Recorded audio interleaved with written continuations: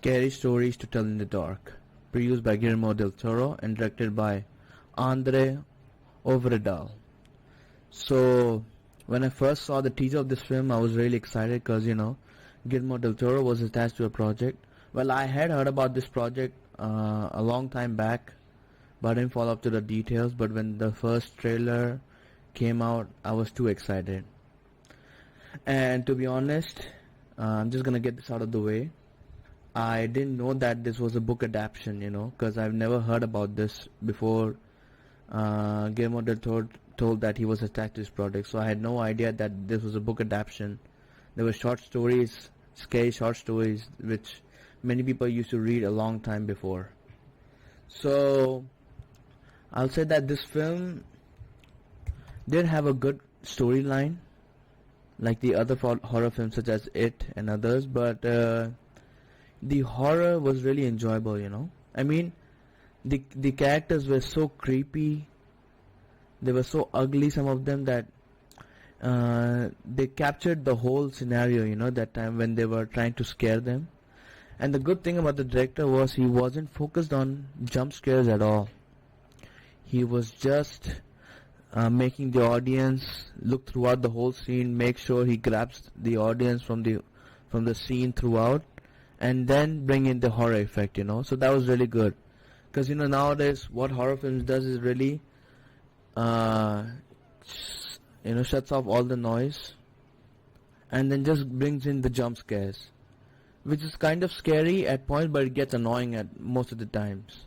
But this story didn't have that. This film didn't have that, and that was a good thing. That I really liked about this film.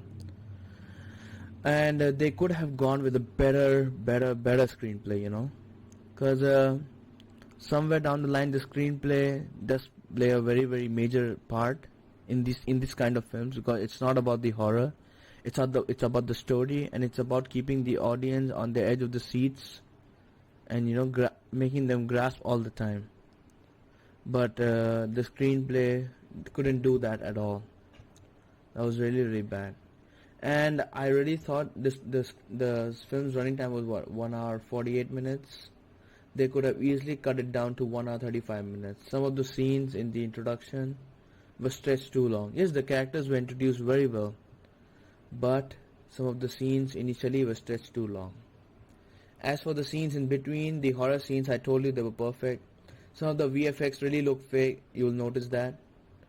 But yeah, like I said, some of the scenes which are really important for me, I felt they were kept short.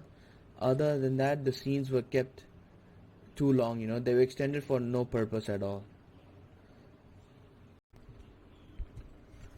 So I would really say that this film brings a freshness to the horror genre. Even though I mentioned so many negative points, but I told you the horror was exciting, it was fresh. What it brought to the big screens was something different, You'll really enjoy those scenes. It was just not, you wouldn't tell them, okay, just, can we just move on? Yeah, I'm done with the horror scene. No, you will feel every second of the horror film. That's what's more excited about this film, So guys, I'm gonna give Scary Stories to Tell in the Dark a 6.5 out of 10. It's just because of the freshness that this film brings in the horror genre, that's it. Otherwise, the screenplay was bad. And by the way, the performance were decent, and the direction was really good. So guys, thank you so much for watching my video. If you do like it, do give a thumbs up, and don't forget to subscribe to my channel. And what you thought about Scary Stories to Tell in the Dark, do comment down below and let me know. And don't forget to follow me on Facebook and Instagram as well by the same name. And I'll see you guys soon next week.